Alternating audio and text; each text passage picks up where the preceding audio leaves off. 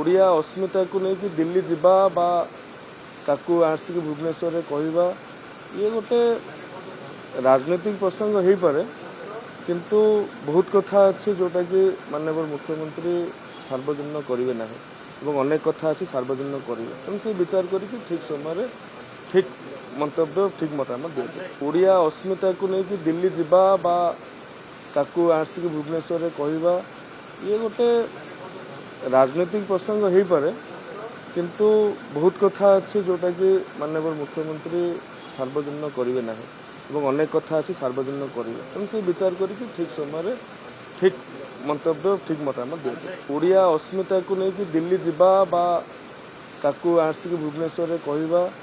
ये गोटे राजनीतिक प्रसंग हो पारे किंतु बहुत कथा अच्छे जोटा कि माननीय मुख्यमंत्री सार्वजनिक करेंगे ना अनेक कथा अच्छी सार्वजनिक करेंगे तेणु से विचार करके ठीक समय ठीक मंतव्य ठीक मतामत दिए।